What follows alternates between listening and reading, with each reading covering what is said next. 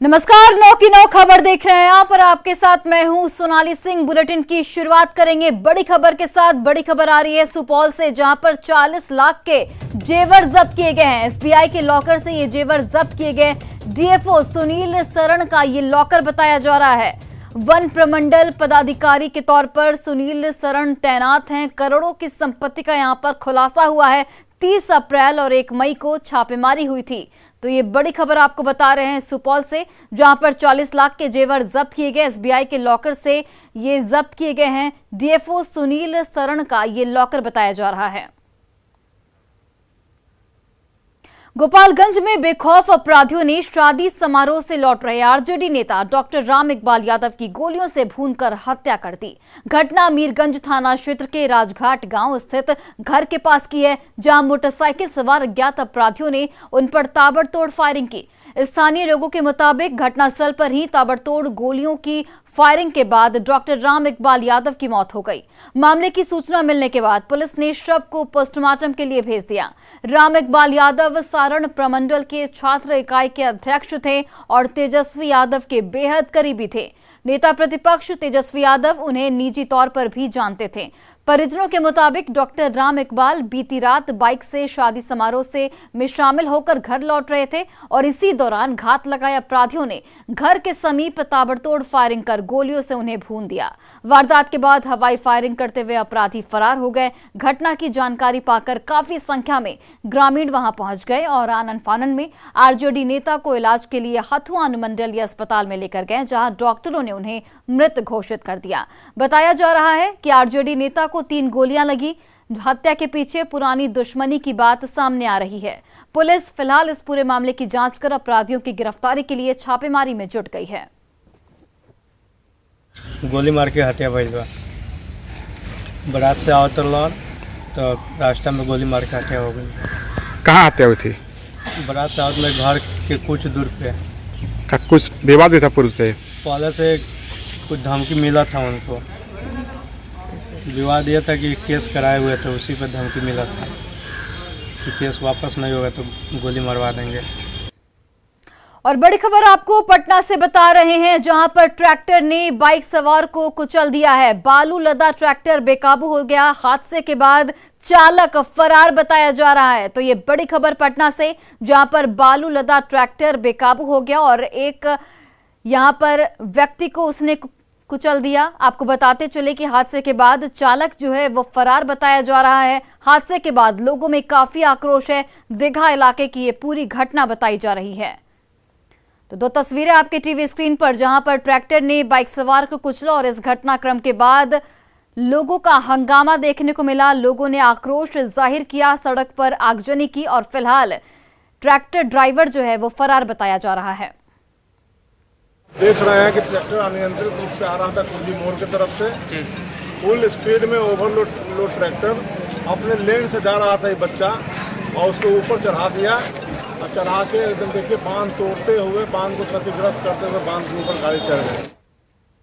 और देखिए, भागलपुर में पुलिस ने लूट की झूठी साजिश रचने वाले नौशाद आलम और उसके 2 साथी को घटना के महज 3 घंटे में गिरफ्तार कर लिया। बताया जा रहा है कि 12 मई को डॉक्टर रहमान ने नौशाद आलम को बैंक में पैसा जमा करने के लिए 10 लाख दिए। कुछ देर बाद आरोपी ने बताया कि 2 हथियारबंद अपराधियों ने रुपए से भरे बैग छीन लिए। शिकायत के बाद पुलिस ने लूट वाली जगह का सीसीटीवी फुटेज खंगाला तो इस तरह की कोई गतिविधि सामने नहीं आई।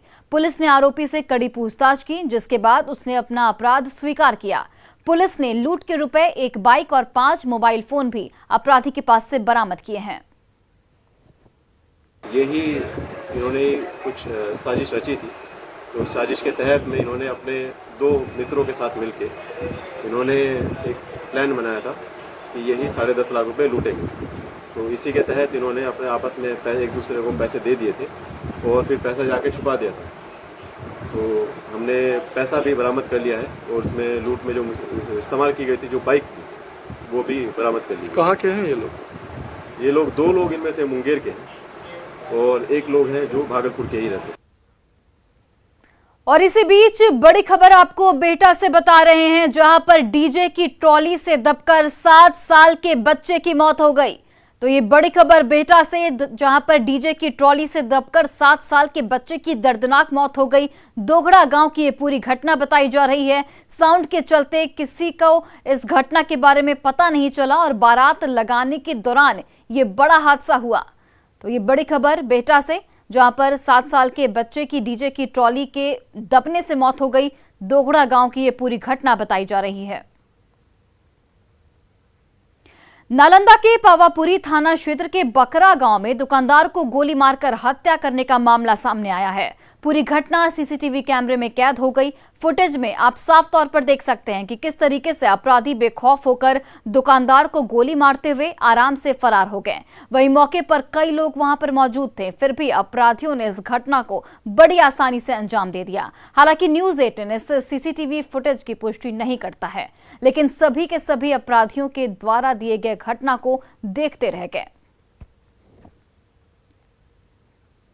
लखीसराय की हलसी प्रखंड स्थित सिकंदरा मुख्य मार्ग पर पेट्रोल पंप के समीप 2 बाइकों में भिड़ंत हो गई, जिसकी वजह से बाइक सवार गंभीर रूप से जख्मी हो गया। घायल बाइक सवार को इलाज के लिए फिलहाल स्थानीय स्वास्थ्य केंद्र में भर्ती कराया गया है, जहां डॉक्टरों ने युवक को बेहतर इलाज के लिए लखीसराय के सदर अस्पताल भेज दिया है। पर स्वास्थ्य केंद्र में एम्बुलेंस नहीं रहने की वजह से परिजन जख्मी युवक को बाइक के सहारे 15 किलोमीटर दूर सदर अस्पताल ले गए। इस पूरे मामले में स्वास्थ्य विभाग की लापरवाही साफ तौर पर नजर आ रही है। जिला स्वास्थ्य समिति की समीक्षात्मक बैठक होती है जिला पदाधिकारी महोदय की अध्यक्षता में, तो उसमें हम लोग बार बार बोला जाता है कि हर एक ब्लॉक में कम से कम 2 एम्बुलेंस होना चाहिए, क्योंकि जो हमारे यहाँ लेबर रूम में डिलीवरी होती है वह भी इमरजेंसी होती है। जहाँ कॉल आता है 102 पर तो तुरंत एम्बुलेंस वहाँ जाती है। दूसरा ये होता है कि अगर एक साथ मास लेवल पे एक्सीडेंट हो जाए 3-4, तो एक साथ तो 1 या 2 मैक्सिमम पहुँचा सकता है, और 2 के लिए तो दूसरी व्यवस्था करनी पड़ती है। और देखिए, मधुबनी में NH 57 पर लावारिस हालत में मिले ट्रक के अंदर बने तहखाना से अंग्रेजी शराब की खेप बरामद हुई है। ट्रक में तहखाना के ऊपर फर्नीचर लदा था। फुलपरास पुलिस ने जब फर्नीचर को उतारा तो उसके बाद शराब तस्करों की करतूत का खुलासा हुआ।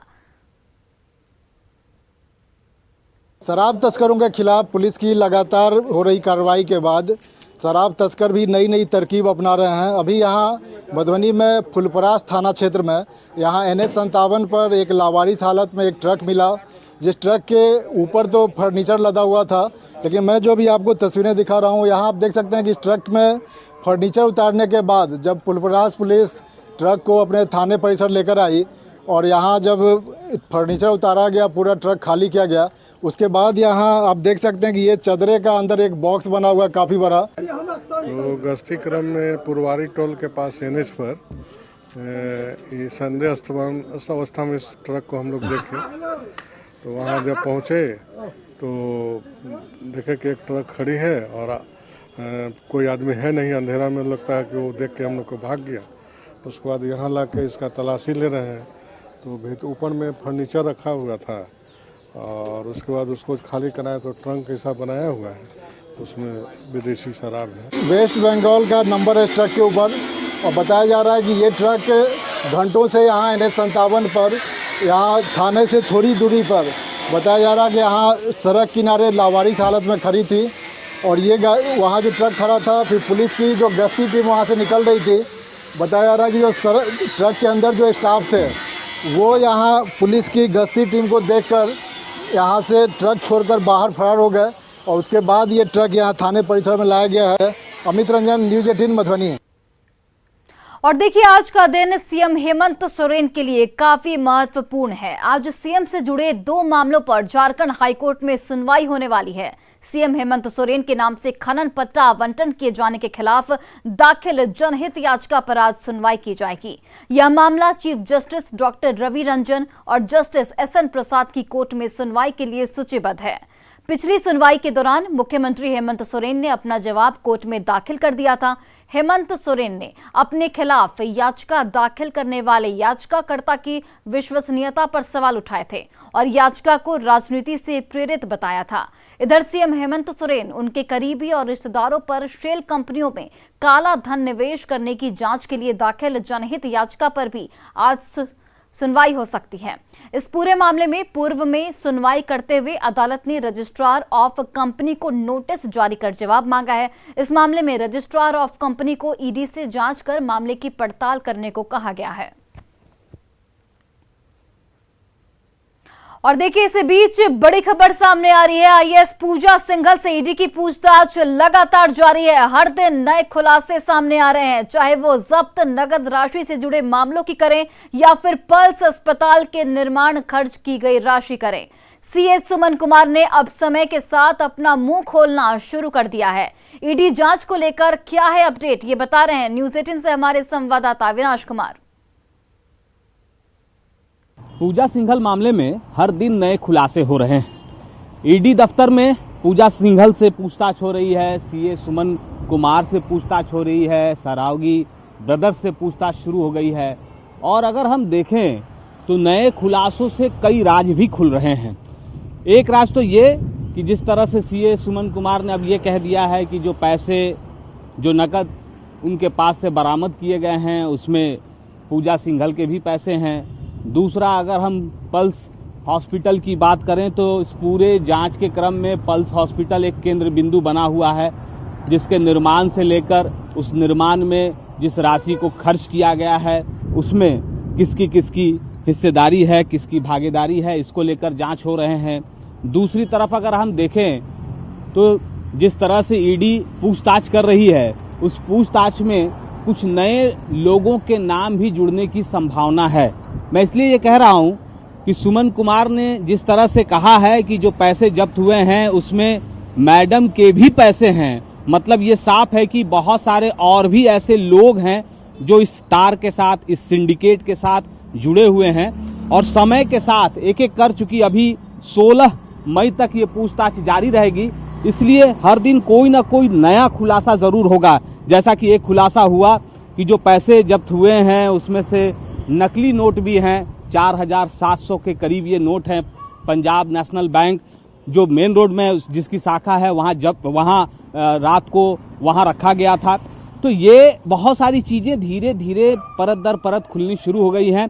लेकिन ये देखना होगा कि पूजा सिंघल के जो पति हैं अभिषेक झा, उनसे इस वक्त लगातार सिर्फ पूछताछ ही हो रही है। क्या उनकी गिरफ्तारी होती है, क्या और कुछ नए नाम के जो जुड़ेंगे उनकी भी गिरफ्तारी की जाएगी, और ऐसे तमाम गिरफ्तारी से कितने तरह के राज खुलेंगे और क्या ये पैसा, ये खेल सिर्फ 19 करोड़ 31 लाख तक ही है या इससे ऊपर तक भी जाएगा।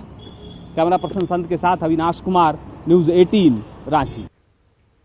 और बिहार सरकार के जल संसाधन मंत्री संजय झा ने मधुबनी जिले में बाढ़ से पूर्व की तैयारियों का जायजा लिया। इस दौरान उन्होंने पश्चिमी कोसी नहर के निर्माण कार्यों का निरीक्षण किया और इस दौरान न्यूज 18 से बात करते हुए मंत्री ने कहा कि पिछले कुछ सालों में कमला नदी के तटबंधों की मजबूती को लेकर काफी काम हुआ है। साथ ही बरसात से पहले तटबंधों की निगरानी को लेकर पूरी चौकसी बरती जा रही है और बाढ़ से बचाव को लेकर सभी तैयारियां जारी हैं। देख ही रहे कि कमला में जो हम लोग काम किए हैं या कर रहे हैं एम्बैंकमेंट दोनों तरफ करने का, तो इसका फ़ायदा इस बार दिखाई पड़ेगा। दोनों साइड जो बांध को मजबूत किया है, अन्य जगह जहाँ जहाँ एंटी इरोजन का काम है चल रहा है, 15-20 मई तक हो जाएगा।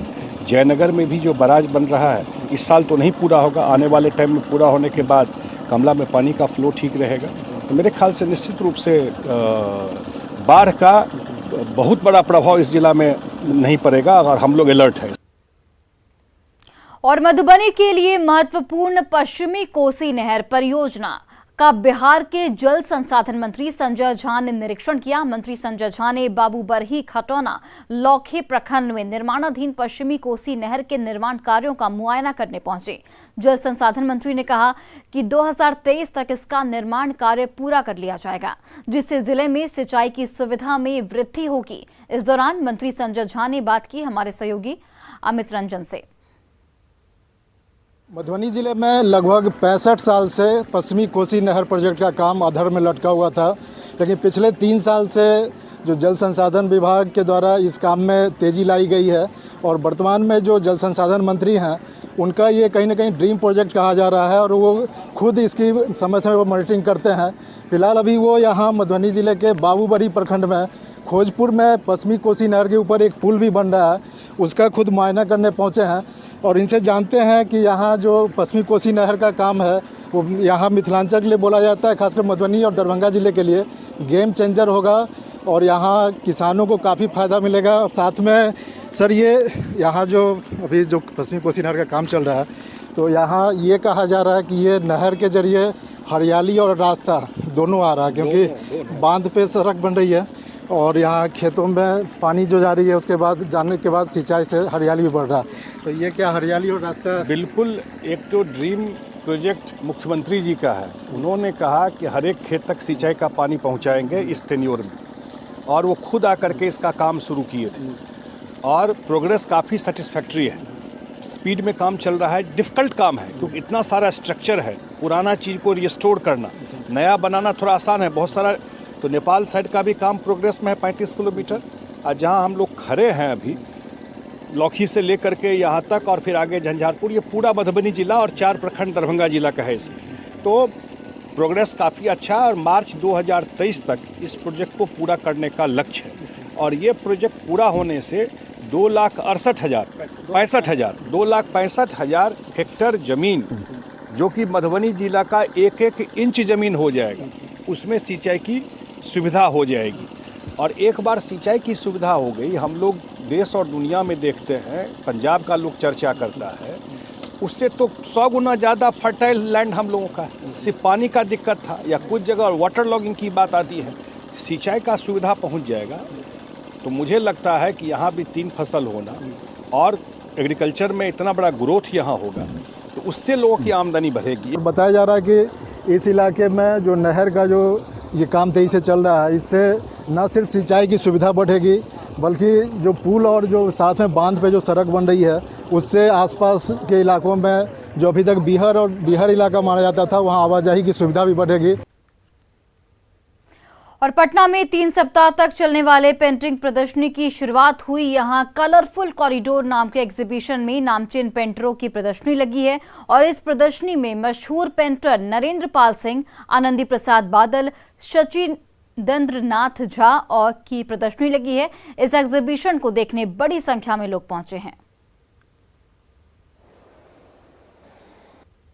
अभी हम लोग 3 जो बिहार के वरिष्ठ कलाकार हैं उन लोगों की कला प्रदर्शनी किए हैं और उनके जो जीवन की कला यात्रा है उसी को एग्जीबिशन में दिखाया गया है।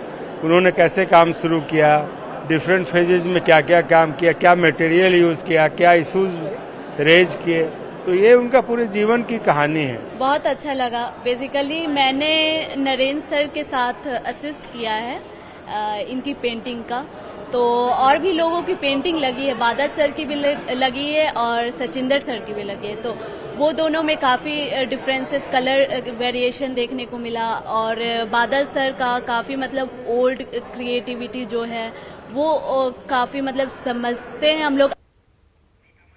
और फिलहाल इस बुलेटिन में बस इतना ही। आप देखते रहिए न्यूज़ 18 बिहार झारखंड।